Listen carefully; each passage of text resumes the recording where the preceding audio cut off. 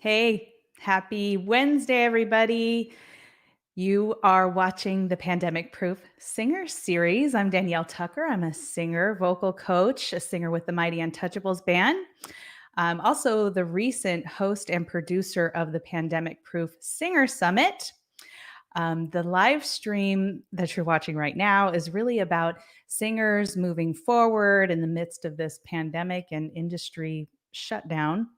It's about community. It is about lifting one another up, about inspiring one another, and it's about doing hard things. So, tonight we're going to talk with a very special guest. She and I are meeting for the first time, and this has been so fun getting to meet these musicians and singers in my local area that, I mean, we've all been working like for decades around one another, and you just don't always get to intermingle with everybody. So this has just really been amazing. And I am super excited to introduce her. Tonight we have Jenn Takahashi. She's a soulful singer-songwriter from Southern California. She began her music career nearly a decade ago, writing songs for developing artists under major and independent record labels in Los Angeles. She then transitioned into singing professionally with cover bands while still working with songwriters and producers from LA all the way to Japan. Jenn was a band member of the San Diego cover band Party Quake for 7 years, and she's currently the lead singer of The Verge. She is an up-and-comer in the Los Angeles, Orange County, and San Diego area, regularly performing with various entertainment companies, as well as an acoustic duo, and occasionally sitting in with various local bands, such as Sidekicks and the Clay Colton Band. So with that, please welcome Jenn. With 2 N's. Yes. How are you? Good. Thanks so much for having me. For doing this. It's so good to meet you. Yeah, you too. Yeah. Well, I usually always like to ask, kind of start out with this question of what were you doing musically or personally before this pandemic hit? And what kind of came to a screeching halt for you? And how have you transitioned through all of this?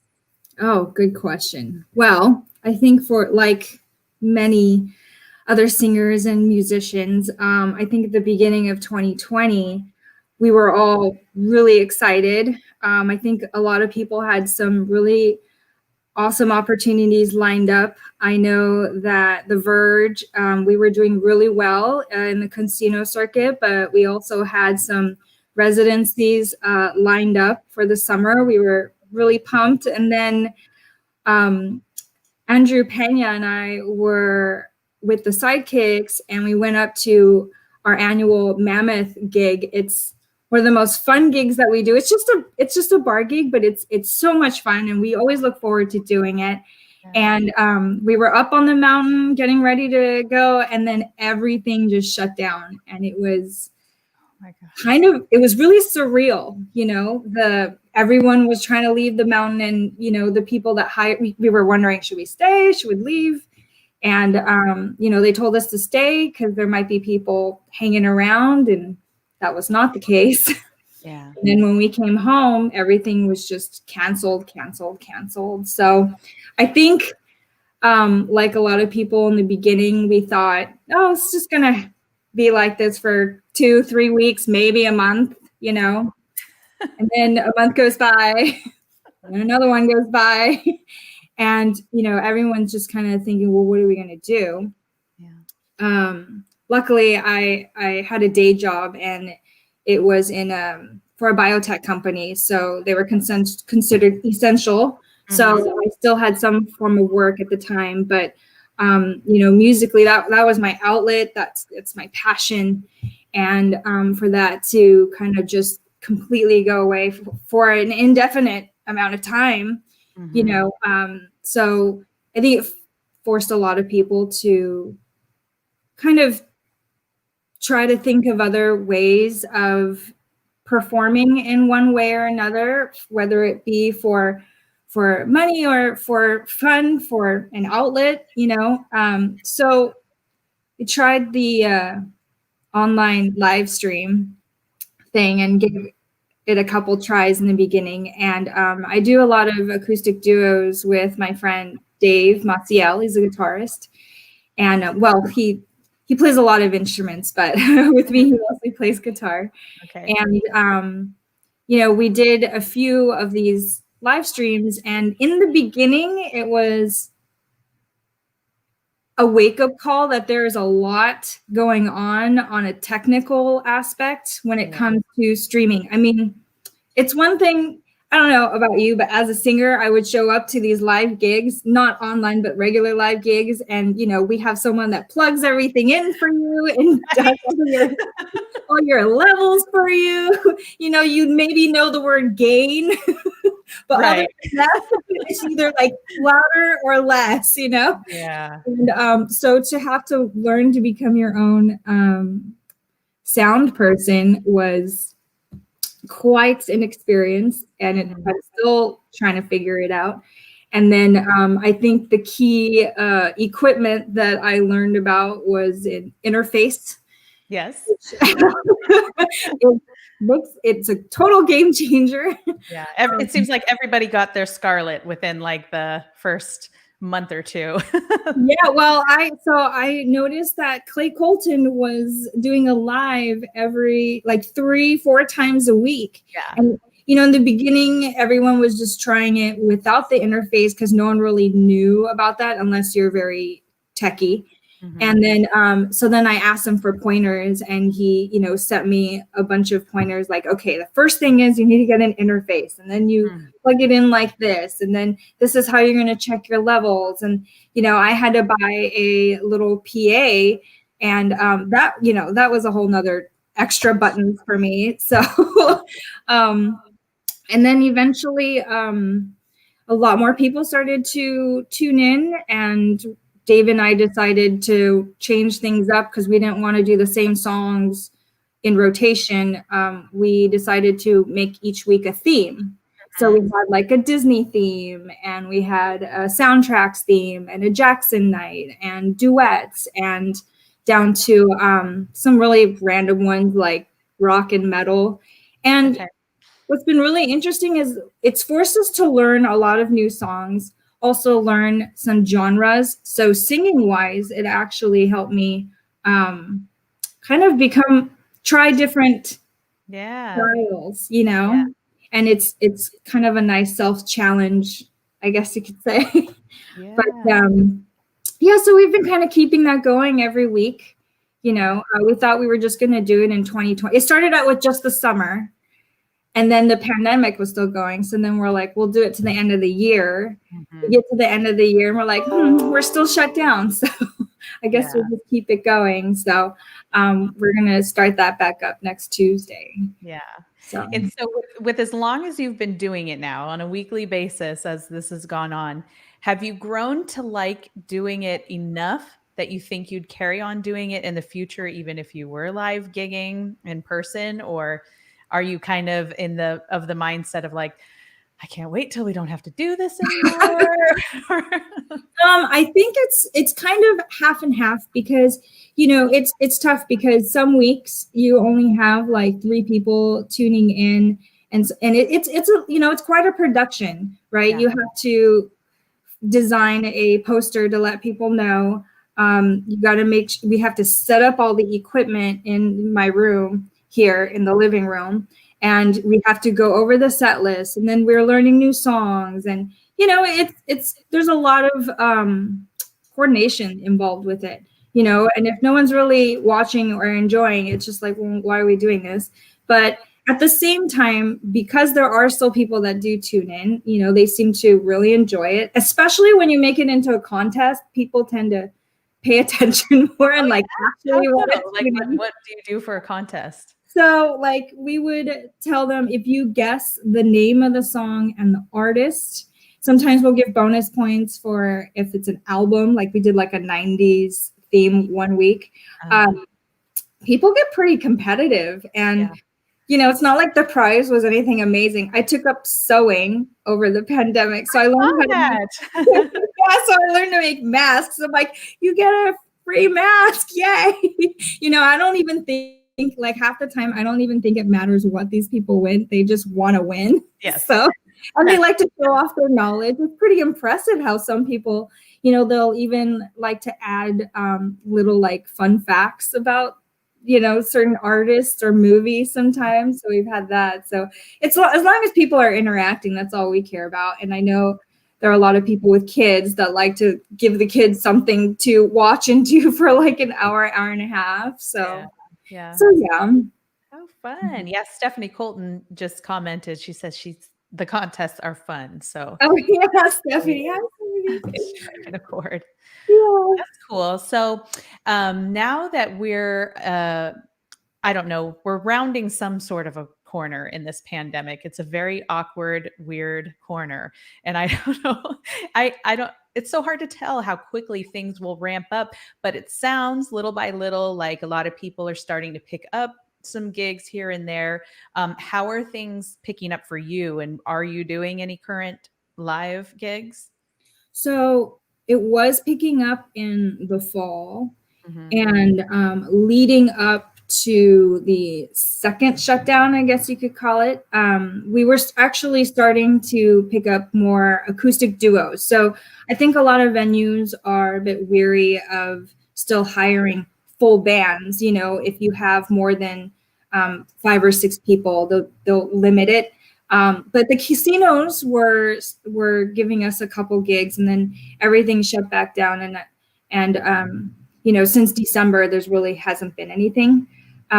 So we kind of reverted back a little bit, but we are getting dates for April and on. So that seems promising, but right now it's like from one month to another, it just changes. We'll get a date and then they'll just tell us to hold it.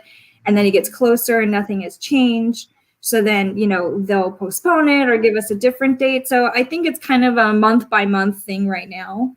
Yeah. And, but I mean, we're hopeful. Everyone's hopeful. So at the moment, no live gigs right now, but we have dates. So that's something.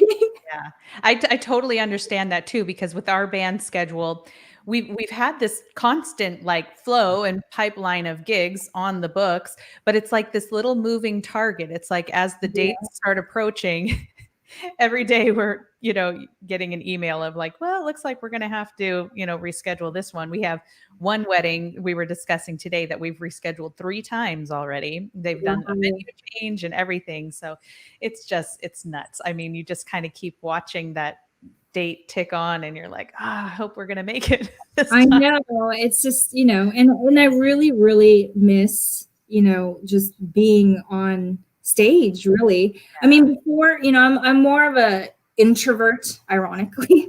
It's not really, popular amongst front singers, but so before I would get pretty nervous, and when it came to actual performance, it was like the Sasha Fierce in me would come out and I would go and do what I needed to. Yes. But I would still get pretty nervous getting on stage. But now, I find myself really missing the interaction, really missing, when we would do the casinos, we had some regulars and they would always be very supportive and they were fun. I always look forward to seeing them. And so, I, like you said, it's a moving target. We will see. But I am optimistic that, hopefully by the spring, it'll start picking back up slowly, Yeah, well, let's hope so. Yeah. So on the note of introvert, I also am definitely an introvert. Really? So I can totally relate to that. And I think, and you'd be surprised with as many, singers, prolific singers, that I talk to, how many also can relate to that and would consider themselves introverts. And I think that it has been, I hate to say it's been any harder on us than anybody, but I feel personally as an introvert, like you said, you go on stage and you're stepping into a role. You're becoming something that you aren't ordinarily in like real everyday life, because I'm just more like, I'll be over here, I'll be quiet, Yeah. And so you're stepping into this role, and it's often that the live audience, the energy that fuels that. Yeah. And and really kind of amplifies it, you know, and allows it to come out even more. So the concept of doing a live stream without being able to view Oh, any kind of an audience makes me feel like, you know, that was a whole nother adjustment, right? It was, you know, when you're live, and especially when I first started doing the actual live gigs, you know, musicians like the MD would say, you know, say something, you know, someone's having technical difficulties, so say something. And I was like, how are you doing? I just asked you that 2 seconds ago. Let me ask you again, you know? And I see some of these other front singers, or even like, you know, Andrew, he's really good at talking to the crowd so naturally. And I'm always in awe, like, of the witty things that he can come up with. Or even our guitarist, Val, you know, he'll say something silly and I'm just sitting here like really awkward. So when I first started doing the lives, and there's nobody to feed off of, you know, you can ask people, how's everyone doing? And then you have to kind of pretend like someone's responding. You're like, that's great. You know, it's like you need to, I learned that you kind of want to make the audience feel that they're in a conversation, but on this end, you're really having a one-way conversation, you know? And the one thing I remember thinking was, this is what radio DJs probably feel like. You know, they're in the studio all the time, and they're always talking amongst each other. If it's just one, they have to kind of make it sound like some sort of a conversation, even though they're doing all the talking.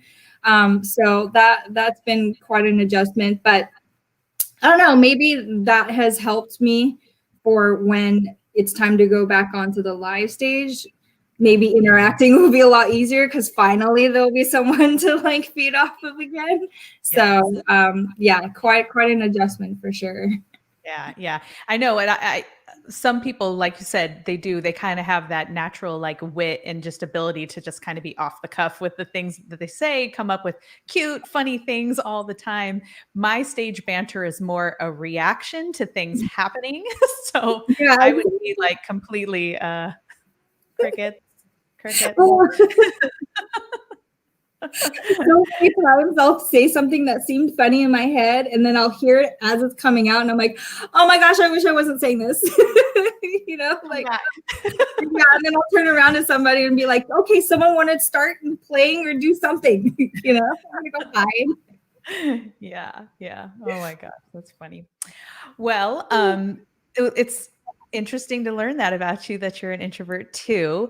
But take me back, all the way back to little Jenn and your family. Did you come from a musical family, and what has your musical journey been like? It's been interesting. It kind of started out as a rebellion, actually. I was, you know, grew up in a traditional family where, you know, sorry, my cat's in the background. I grew up in a traditional family where, you know, it's like you go to college, you know, pick something that is going to be financially stable. And, you know, I thought I was Mariah Carey when I was little. And, you know, I just really loved to sing, but I just didn't have the confidence to really pursue it. And because, you know, we grew up in a little bit more of a traditional family, you know, music wasn't necessarily considered financially stable.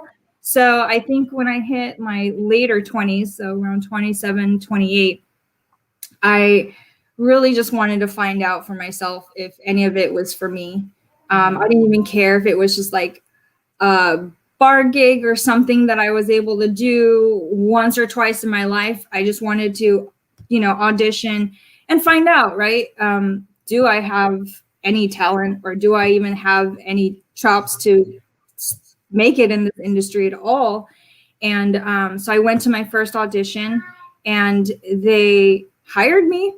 And then I said, okay, until someone tells me no 3 times, I'm going to keep trying to do this. And the rest is kind of history. I was with one band, which I will name nameless because we didn't end necessarily on great terms.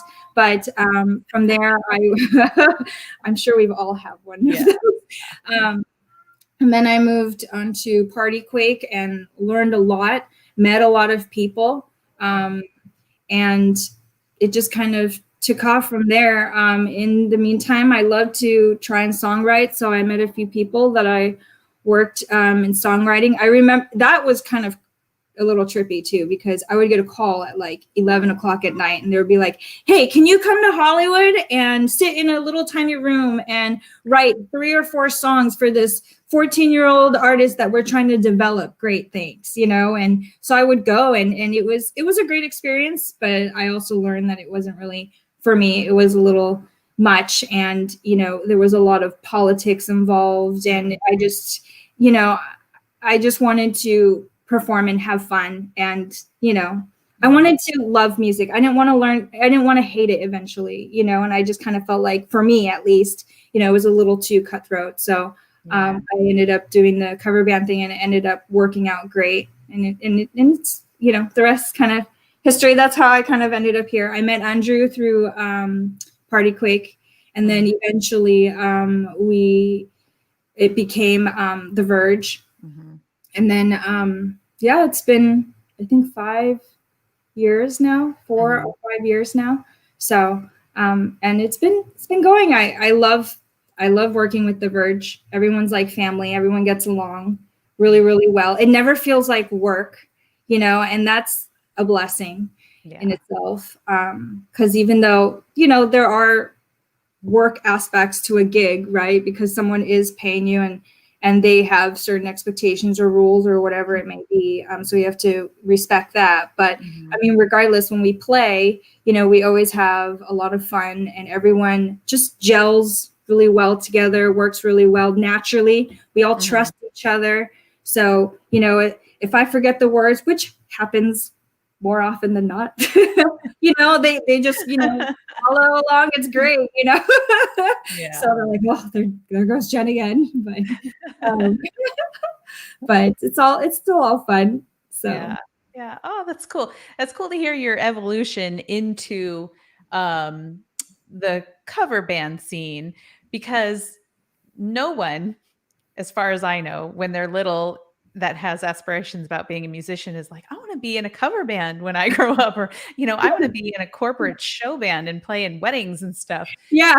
But it's always interesting to hear how, I think most singers, they start out with those aspirations of, wanting to be an artist, to, get a recording contract, to do all the things, which is awesome. I mean, that is a wonderful path to take. But most of them don't even know that this avenue of being a working singer even exists. So it's always really interesting to me to hear how, some singers end up in this particular, field of singing, and how you just never would have known that. I mean, the life of a working singer is, as far as I'm concerned, is totally gratifying. It's well paying, I enjoy going to work every day, and and majority of the people already know the words to the song, so they sing. Yeah, really fun.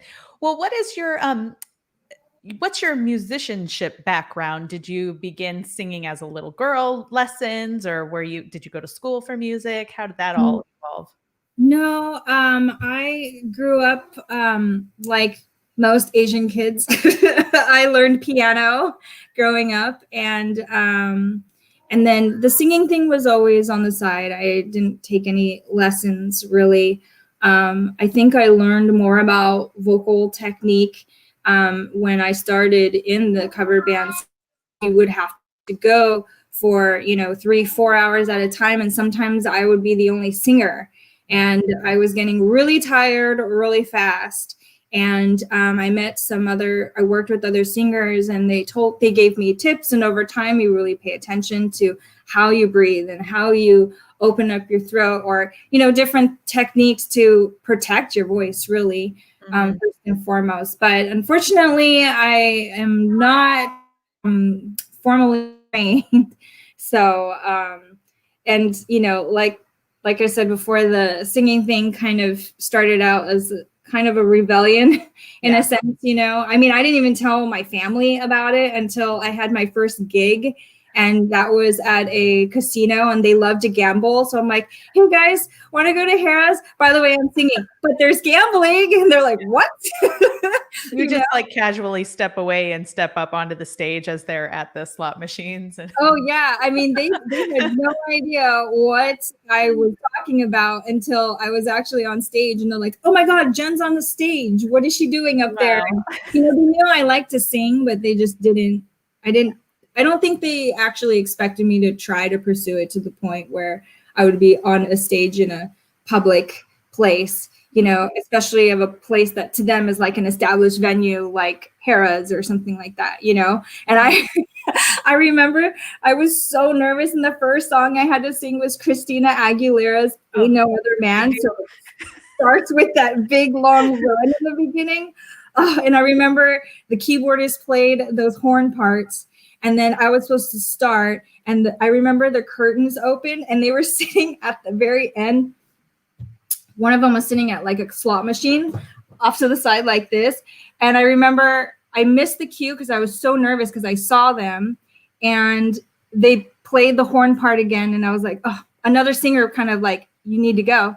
So I just went for it. And I just remember, I think it was my cousin or an aunt or something. I saw them like mid pulling down the slot machine. Like, what? Slow motion. Yeah, I remember that so clearly. And and the rest of my family was like sitting in this lounge area, and they're just sitting there, like my mom was sitting there, and I was so terrified because they had no idea. And they're like, oh, Jenn can sing. Okay. And they're like, and you get paid to do this? And I said, yeah, we'll see how long I can go with it. So, that was kind of an interesting moment when, it was like coming out of the closet, but with music for me. With the family. So that's what I was just thinking. I admire your courage to pursue something that your family doesn't sound like they were necessarily against, but it wasn't their, ideal like vision for your future. It wasn't the like customary track to take, but you did it anyway. And that takes a lot to do something like that. Fortunately, I came from a family where my parents were like big time cheerleaders. And so I haven't had that feeling, to have to make a choice like that, but that's really amazing. I've always been someone who like, if I wanted to prove to somebody that I can do something, I always want to like train in secret or get, prepare in secret, and then be like, boom, see, look, I can do this. So that was, one of those moments. And not that I thought they would necessarily disapprove, but it was always one of those things where it's just like, oh yeah, well, if you have, if you want to be a musician, only really good and special people make it, where they're going to pay you. Otherwise, most people are going to end up in San Francisco on Pier 39 with the guitar case open, begging for money. It's like, no, not all musicians end up that way. But, I also understand the concern. It is a very fickle industry, and it's not easy, So, so I understand, but I got very fortunate that I got to land my first audition, and I've met a lot of good people along the way that have been also very supportive, and the power of networking too, as well, So yeah, I feel very lucky. Yeah, definitely. I'm curious to know about your, how you identify as an artist versus a working singer, because kind of up until now, I know a lot of us who work in more of that, corporate event industry with our music, a lot of us were working a lot, so you kind of fall into a lifestyle where this is your thing, and you don't necessarily have a lot of other time to like pursue the original avenue or more of that artistic side of things. Have you been able to do that, or is it something once quarantine hit, did it re-spark anything like that for you? That's a really good question. To be honest, I haven't dabbled too much in originals. I recently got together with an old producer that I used to write songs with and record demos with. And we had a project that we started about 5 years ago, and then it just kind of got shelved for a little while. So we decided to resuscitate it and work on it again. So I actually recently went back into the studio, and it was pretty interesting because I got so used to the live aspect that going into the studio and how it picks up your every phrasing and how you technically want to execute a verse or even just a line. It was kind of a wake-up call. But in that sense, it was nice to kind of utilize some, or kind of dip into the creativity or the creative side of it. But to be honest, I haven't done a whole lot. I think because I've gotten very comfortable in the doing the corporate cover band stuff, and like you said, for a little while it got really busy.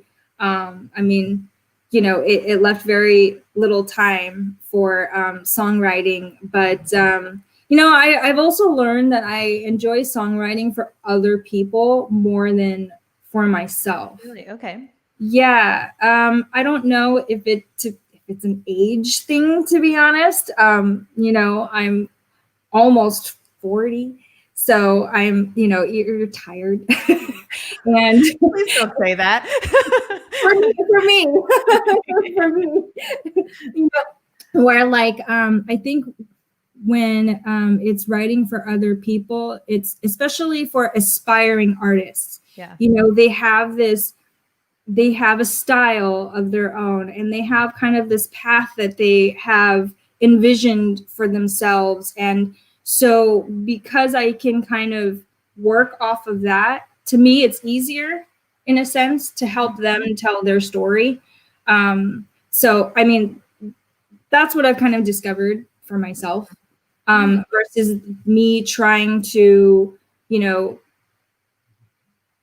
do my own marketing and trying to, what style necessarily, or like what image do I want to portray and sell as an artist, and I'm just kind of in a place where I think I'm a little too tired to focus on that. I'm very happy. I feel you so hard on this right now. I said, I feel you so hard on this right now. Yeah, I'm not, I guess it's just for me. It's just like, I've noticed that it maybe, it's just not for me. And that I've learned that I just enjoy, writing for other people. So. Yeah. Oh, I can totally relate to that. I mean, my last original project was at least 10 years ago. And right off of that, I thought, oh, well, I'm going to, follow this up and kind of keep this ball moving. But then I had 2 babies back to back. So that kind of put the brakes on that for a little while. And once I was past that, when I think about putting an original project together, and like you said, the marketing aspects of it, just the whole, process of going into the studio, it's a lot. It's a huge commitment to make. And it's like, yeah. And then the thing is, I don't think people realize how much coordination goes into that, right? You can sit down, you can write a song, and you have all these ideas on how you want to orchestrate it, arrange it, what have you. Yeah. But then you have to think about, who are you going to have play the parts that you can't do yourself? How are you going to have it, engineered and then put together? And then you have to sell it, right? And then you also have to think about photo shoots and what, like, there's the image part of it too. It's never just the song or just songwriting, and even though it's an expression of who you are, there's all these other aspects that you have to take into consideration to actually be able to market it and share it, really. Even if you don't want to make any money and you just want to share it, like, there's still all these other things that you have to coordinate and take into consideration. And it's a lot of work, and I really admire those that so natural. Like, there's a lot of people that are really good at the social media thing and, marketing themselves. Like, I really admire them, because sometimes I'm like, how do they have so much content? Because it's all about content too, right? And I'm always thinking, like with the Verge, for example, like I'm supposed to be in charge of content, but then like when we're at gigs, I'm like, this is great. And I'm so busy doing it, I forget to like take pictures. And when it comes time to promote, I was like, I have no content, you know? And so it's like you have to become more mindful, while other people's just naturally, they're always thinking, oh, I should take pictures of this, or, you know, I should have somebody filming while we're backstage. And, you know, they just have more of a mind for that naturally. And, you know, I would like to say that I have that, but it's something that I consciously have to remind myself, you know, that is necessary. Yeah. So yeah, there's, you know, in this age of social media, especially, it's all about content. It's all about, you know, being present and, you know, being and engaging. So, and it's kind of exhausting for those of us who, you know, are introverted and also don't always think about, you know, oh, I need to build more content, you know, all the time. Yeah. So I got to be putting myself out there constantly. And that's yeah, hard yeah, thing to do. Yeah. Yeah. definitely. I know. I'm absolutely in no way, just to clarify, bagging on, you know, pursuing these, you know, original projects and everything.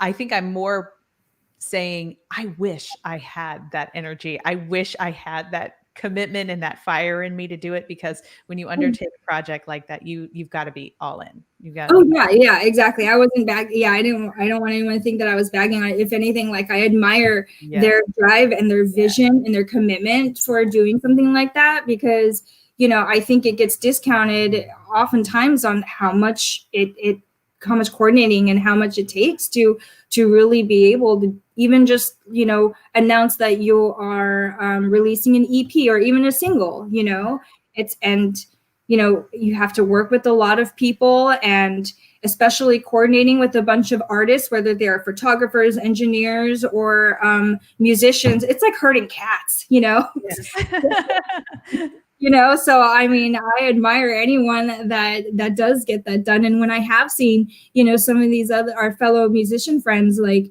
announcing and releasing songs, I think it's amazing, you know. Even something as simple as like them at home, you know, just playing the piano and sing, like Darrell. I've seen him post a few things, and Lauren Lee has been working on her EP and whatnot, like, not to keep name dropping, but you know, like, and it's really awesome to see, you know, and watch how everyone is still able to share their music and their art, you know, with everybody, especially during this time, especially. Yeah, it has. It's been really cool to see people that, you know, we ordinarily see doing our like cover band thing, you know, kind of coming out with their original material. And like, I think it's going to be really fun to see also when things begin to normalize a little bit more, you know, all the creativity that's going to emerge, and, you know, how we're all going to be different than we were, you know, before. And so that'll be interesting. Yeah. So I guess on that note, kind of looking into the future, as things kind of pick up little by little, how are you hoping things are going to play out for you? Do you intend to just kind of go back to the pace that you were at? Is there anything that you think you're going to change, lessons learned throughout all of this about, you know, how your career was going? Well, I think, first of all, I think the one thing that this pandemic has really kind of brought to light for people, especially people who are really busy, is how important it is, and maybe how unbalanced our busy lives were getting.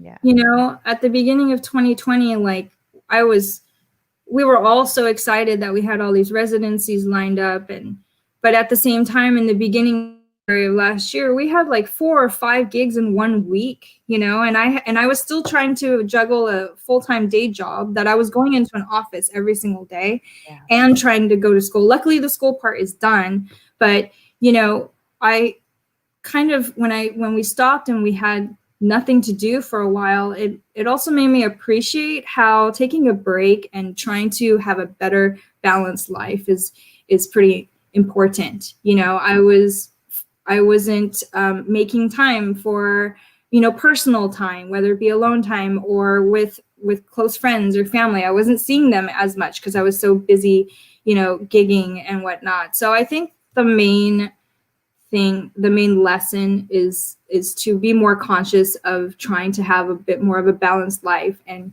to that we don't need to take every opportunity or try to make as many opportunities as possible, that to kind of space it out and keep it balanced, really focus on a good work-life balance. I am optimistic that the full band stuff will pick back up, and I look forward to doing more of the acoustic duo stuff.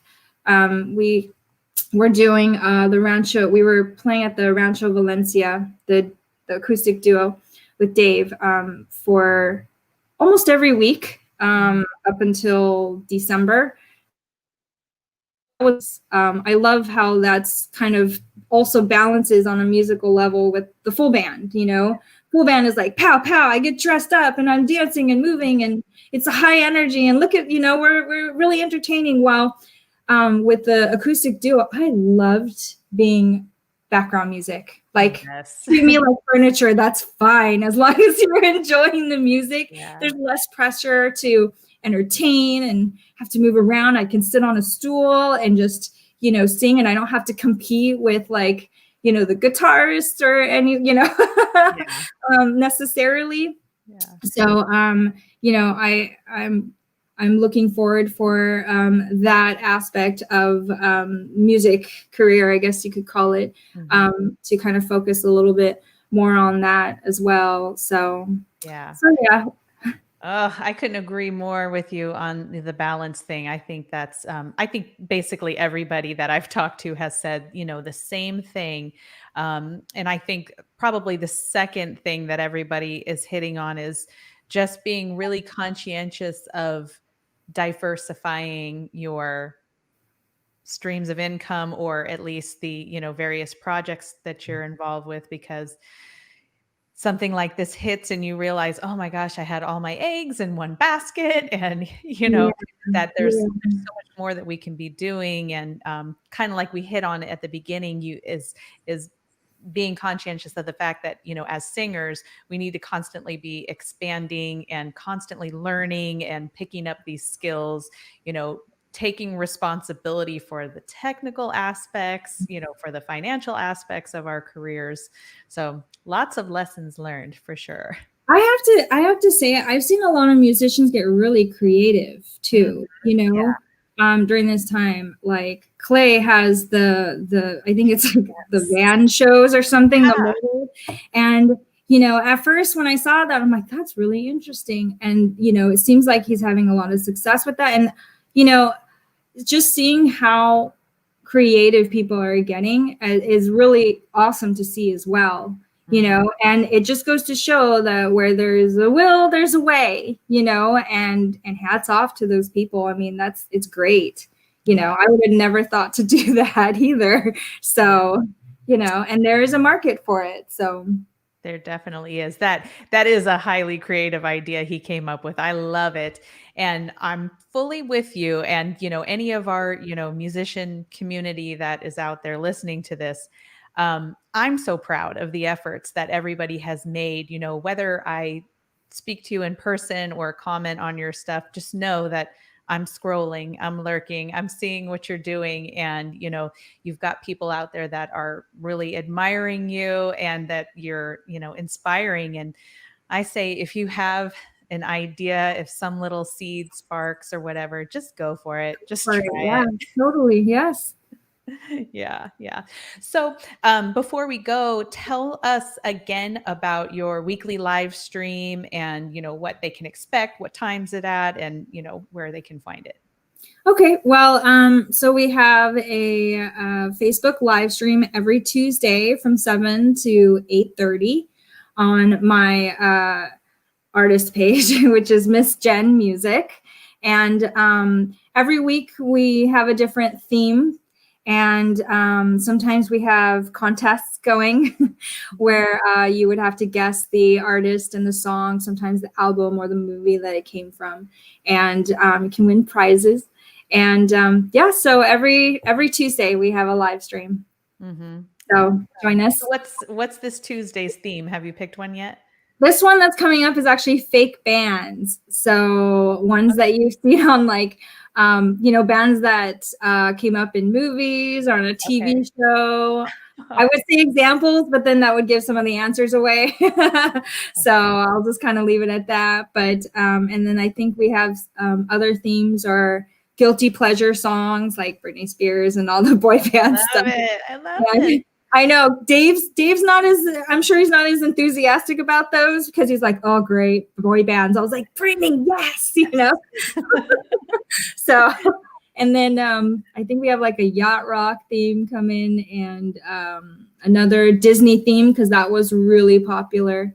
And then people seem to really like the soundtrack theme as well. That one was really popular. And then we have another Jackson night, I think, coming up because that went over really well. So, yeah, different things to come up. We have, I think, through April planned out right now. Yeah. So that's amazing. That's great. Well, I encourage everybody to check out Jenn's live streams. I watched a bunch of your videos before we did this tonight. Your voice is amazing. You guys sound great. It's so entertaining. I love the spins that you're putting on the covers. It is super entertaining. So yeah. Thank you. Watch that. Yeah, absolutely. Thank you again for doing this. This is such a pleasure meeting you, getting to talk to you. Yeah, thank you so much for having me. Absolutely. And thanks to everybody who tuned in and joined us tonight. I have put all of Jenn's info in the comments so you know where to find her. And we'll be back here next Wednesday, same time, and I'll have another incredible guest on. And until then, my only ask is for our, singers out there that are in need of more community or a little more guidance, kind of getting 2021 going. I have a private Facebook group, which is the Pandemic Proof Singer Summit Facebook group. Even if you didn't attend the summit, you can jump into that group. It's really great. A really supportive group of people leaning on each other, supporting one another, giving each other ideas, and just a little encouragement along the way. So with that, thanks again, Jenn. Thanks for everybody who watched tonight. We will see you next Wednesday. Thanks. Bye.